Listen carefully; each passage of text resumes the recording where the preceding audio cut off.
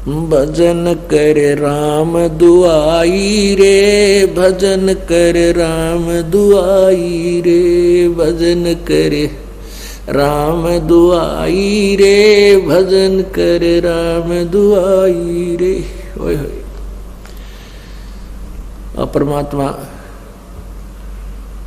आप जी को कितने प्रकार से समझाने की चेष्टा करता है कि किसी प्रकार या बुद्धू आत्मा ना जाने कौन सी चोट इसका लग जा और ये संभाल ले अपने मूल कार्य को।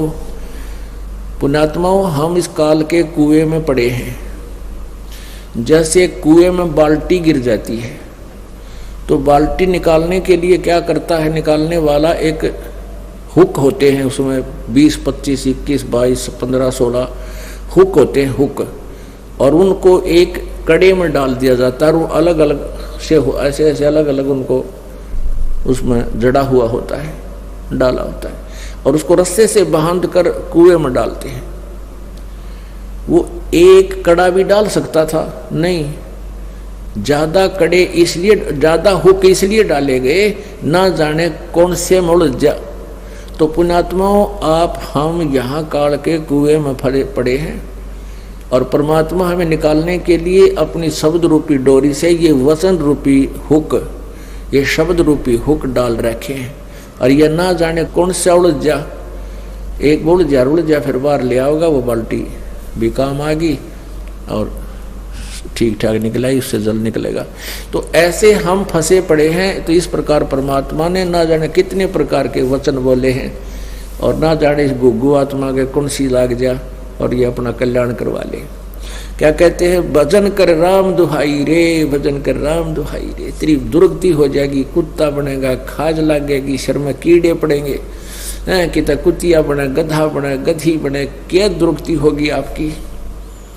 इसलिए कहते हैं भजन कर राम दुहाई रे, भजन कर राम दुहाई रे।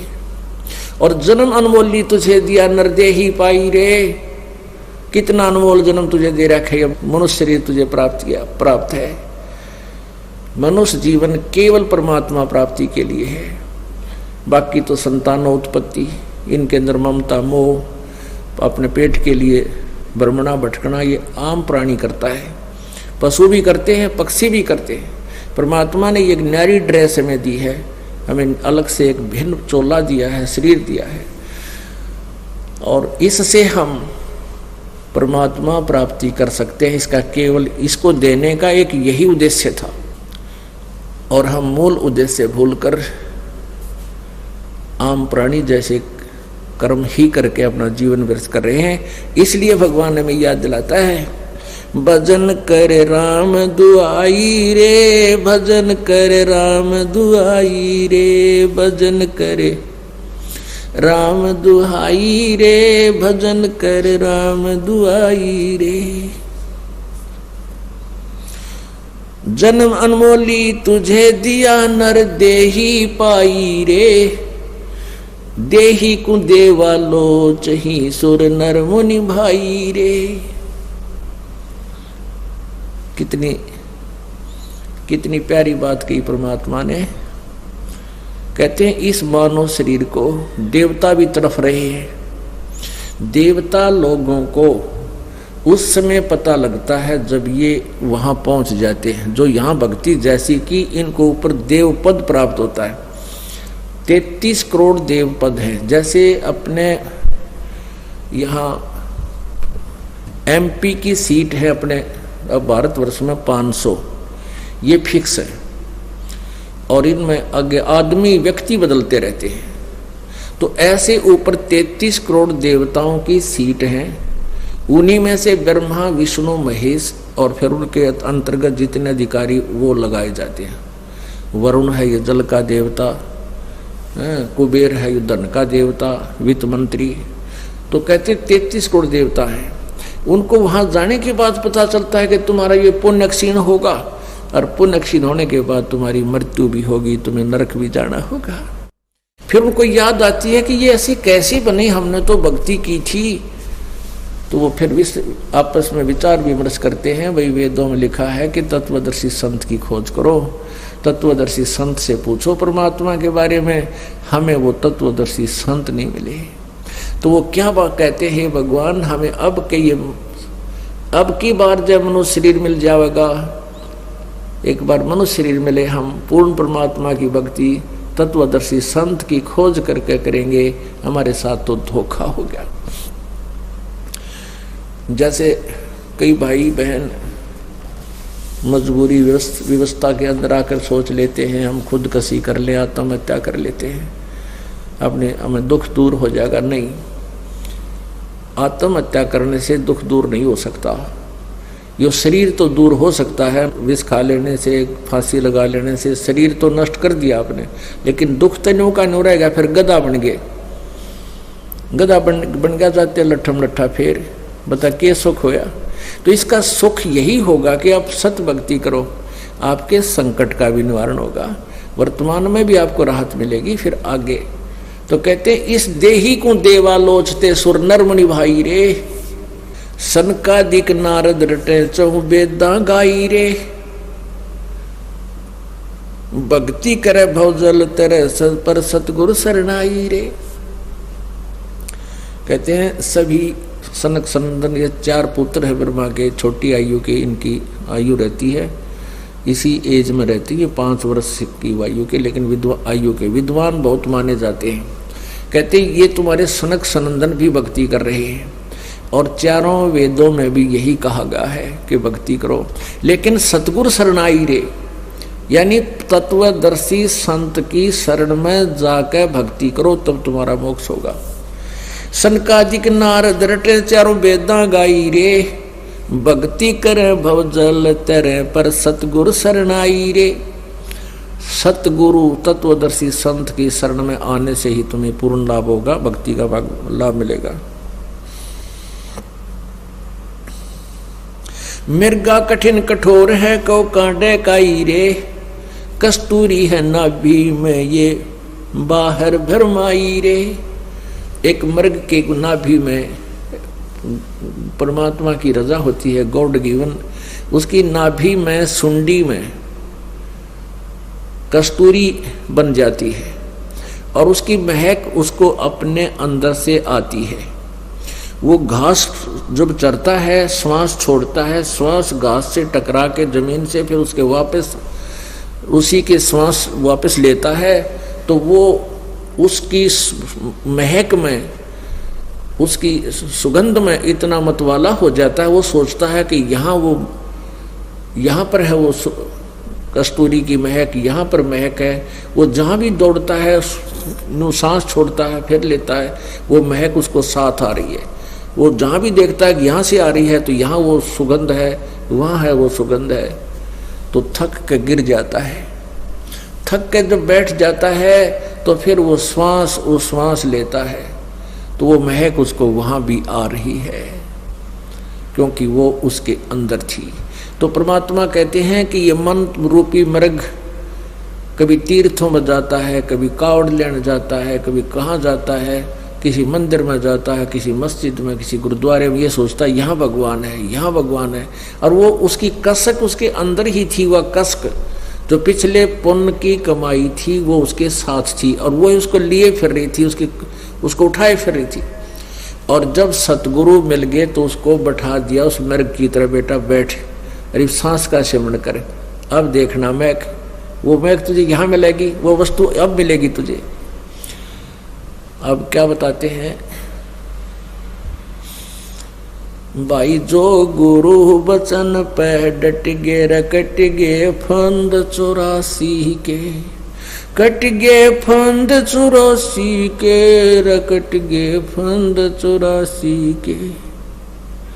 भाई जो गुरु बचन पे डट गे रकट गे फंद 84 के, वस्तु मिली ठोर की ठोर, मिट गई मन पापी की दौड़। वस्तु मिली ठोर की ठोर, मिट गई मन पापी की दौड़। ये भरम मिटे मथुरा काशी के, भरम मिटे मथुरा काशी के।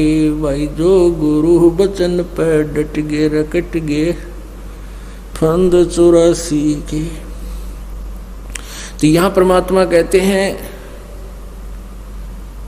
कि ये मृगा कठिन कठोर है, कहो कहाँ डैक आई रे, कहाँ धक्के खाता है, कभी तीर्थों पे, कभी मथुरा में, कभी गया जी पे, पिंड भगवान फंड करने। और कस्तूरी है नाभि में, ये बाहर बरमाई रे। राजा डूबे मान में, पंडित चतुराई रे। राजा लोगों में तो अभिमान हो जाता है, 4 सैनिक हो गए साथ में, बस ने सोचा तू क्या राखी बन गया, और उनको तो अभिमान हो गया। और पंडित जिसने 4 अक्षर सीख लिए संस्कृत के और 100-200 से उसको नमस्कार करने वाले हो गए, वाह पंडित जी, वाह पंडित जी, वाह भाई क्या बात है। और वो मानना कति, जैसे ही परमात्मा कबीर जी आए थे, उन सुप्रसिद्ध पंडितों को, ब्राह्मणों को, गुरुओं को ललकारा करते थे, समझाया करते थे, लेकिन वो माने नहीं। एकाध रामानंद जी जैसी पुण्यात्मा, सर्वानंद जैसी पुण्यात्मा एकादि सतगुरु के शरणों में आ गई, बाकी किसी ने नहीं माना। वो अपने ज्ञान पंडिताई में डूब गए। राजा डूबे मान में, पंडित चतुराई रे। ये ज्ञान गली में बंक है, तन दूर में लाई रे।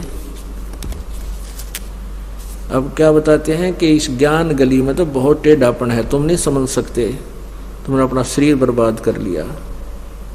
उस साहेब को याद कर जिन सौंज बनाई रे, देखत ही हो जात है पर्वत से राई रे।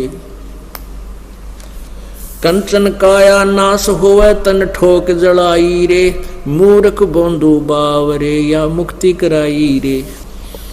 फिर क्या बताते हैं, चमरा जुल्हा तिर गए और छिपा नाई रे।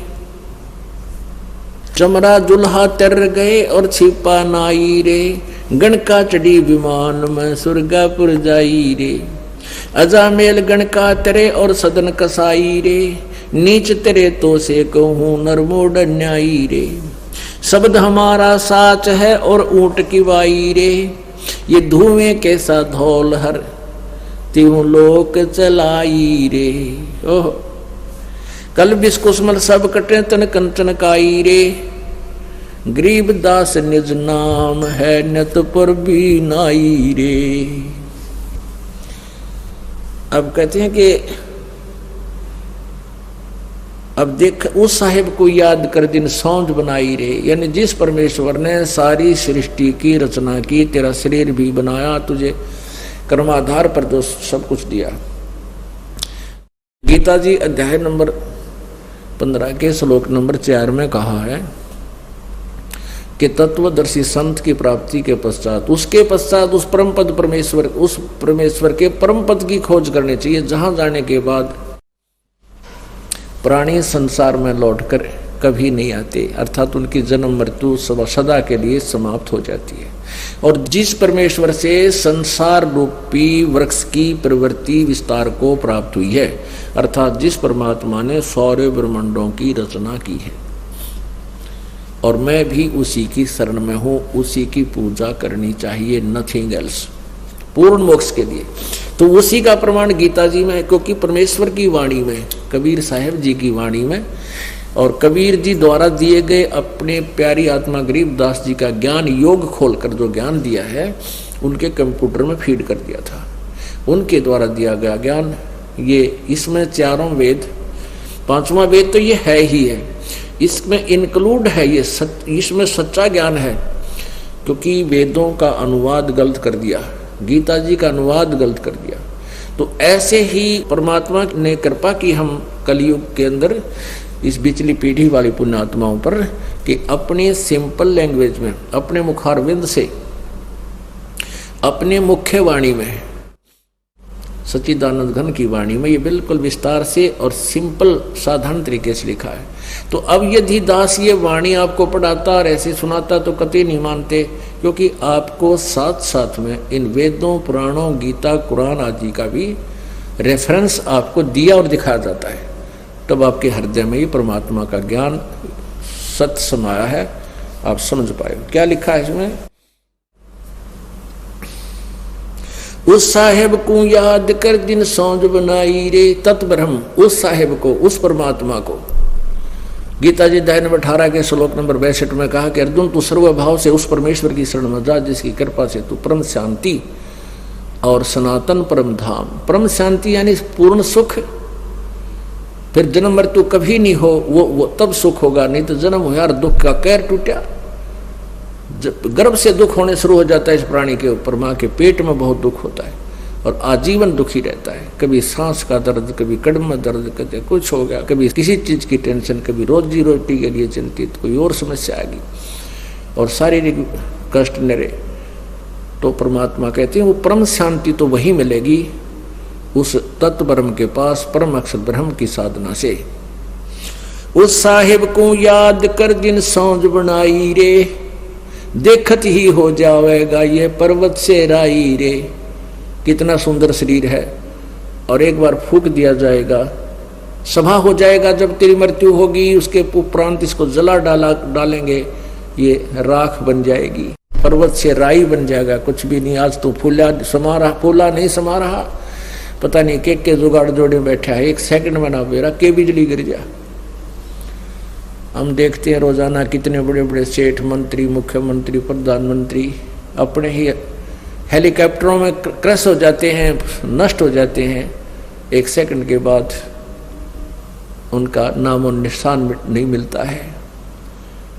तो क्या बताते हैं परमात्मा, कबीर कहाँ गर्बियो ये काल गह कर केश, ना जाने कि तुम्हारेगा क्या घर क्या परदेश।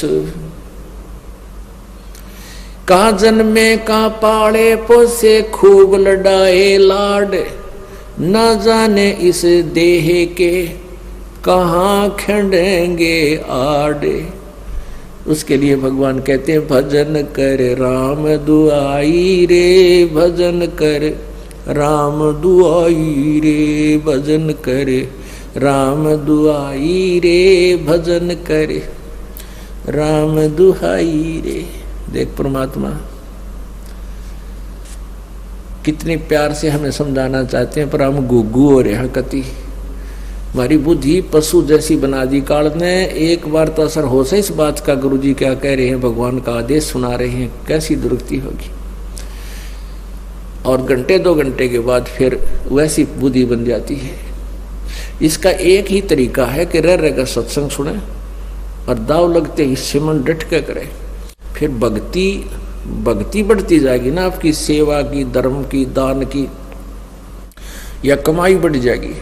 फिर ये ज्ञान काफी देर तक असर करने लग जाएगा, आपको नींद भी आनी बंद हो जाएगी, रात में मंत्र करने लग जाएगा। जब हाथ में माला ले लेंगे और शुरू कर दोगे भगवान की भक्ति, फिर भूल पड़ जाएगी, फिर शुरू कर देंगे। तो रह रहकर आने से, जैसे बहुत गहरा जल होता है, उस गहरे जल पर भी काई आ जाती है और उसका विकल्प है, जब उससे हमें लाभ लेना है तो उसको ऐसे काई को हाथ से हटा दे, वो दूर हो जाती है। हटाते रहेंगे तो निर्मल जल प्राप्त होता रहेगा, नहीं तो वो ऊपर आकर उसको फिर छा लेती है। तो ऐसे हमारे इस मन की वृत्ति है। हमारे ऊपर जो प्रभाव है 3 गुणों का, रजगुण ब्रह्मा, सतगुण विष्णु, तमगुण शिव जी द्वारा जो हमारे ऊपर प्रभाव छोड़ा जा रहा है, कंस्टेंट है, वो लगातार छोड़ा जा रहा है। जैसे सूर्य जब तक उदय है, आप उसकी रेंज में हैं तो कंस्टेंट आप पर हीट आ रही है। उसके बचाव के लिए जैसे हमने शेड बना लिया, मकान बना लिए, ऐसे इनसे बचा जा सकता है। तो परमात्मा कबीर जी की भक्ति से आपका बढ़िया तो लेंटर वाला कोठी बन गई समझ लो, और एसी लग गया साथ में। तो इन तीनों गुणों का प्रभाव से आप ऐसे बचोगे, ऐसे व्यवस्था बनाने से बचा जाता है। जैसे हमने एसी लगा लिया, कूलर लगा लिया, पंखा लगा लिया, मकान बना लिया, तो उन ताप से बच गए हम, गर्मी सर्दी से। तो ऐसे ही इस भक्ति की शक्ति से, भक्ति की धार्मिकता से, इन तीनों गुणों से हम, इनके प्रभाव से बहुत बच जाएंगे, घना फर्क पड़ जाएगा। और फिर हम तीनों गुणों के प्रभाव से हम बचे तो भक्ति करेंगे। जैसे हम इस साइड में बैठे हैं, पंखा चल रहे हैं, तो हम भक्ति भी सुन रहे हैं। यदि धूप में बैठे होते थे कहाँ सुना जाता था, गर्मी याद आओ हमारे। तो ऐसे ही हमारे ऊपर तीनों गुणों का जो दबाव है, त्रिगुणमयी माया का, ये भगवान की भक्ति से, धर्म से, पुण्य से, 5 यज्ञों से, ये फिर एक किस्म का प्रोटेक्शन बन जाएगा। फिर क्या बताते हैं कि तुम ये ना सोचो ये कंचन काया नाश हो तन ठोक जराई रे। ये तेरा कितना सुंदर शरीर है सोने जैसा, ये भी एक दिन नष्ट हो जाएगा और इसको फूक देंगे घर वाले उठा के और कहते मूर्ख बंधु बावरे, या मुक्ति कराई रे। मनुष्य जीवन मिला था मोक्ष कराने के लिए और डले डोकर और इसको छोड़ चला, जिस सुंदर शरीर को तू अपना मानता था, और ये भी तेरा नहीं रहा।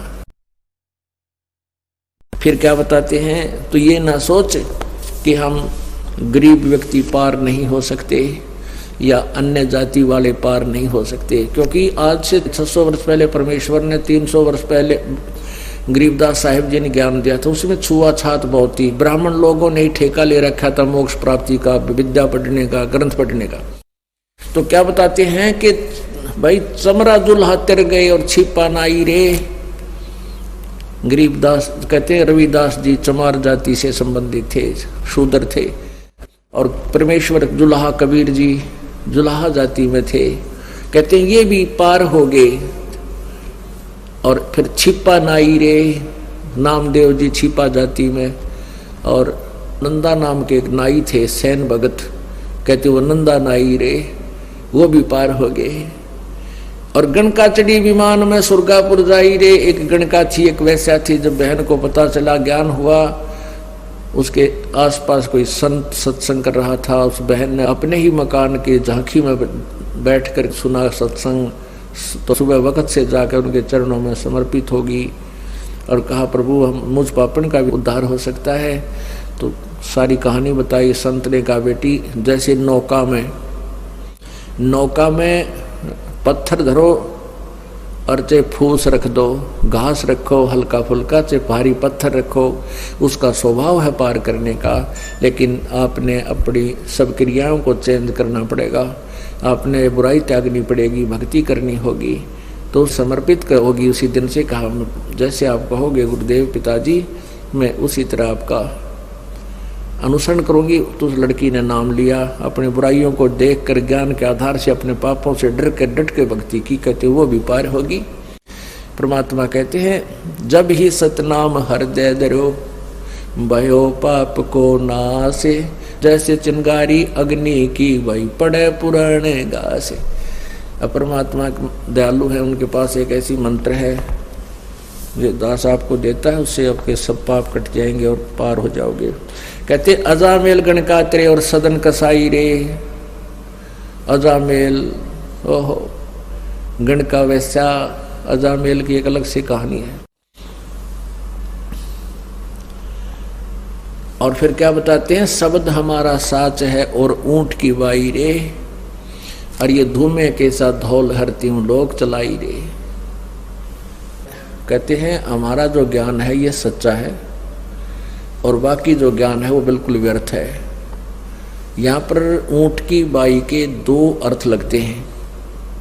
ऊंट में अपान वायु ज्यादा होती है, वो बहुत पाद मारता है, यानी गैस निकलती है उसके, तो वो कहते हैं फड़ रखा करें।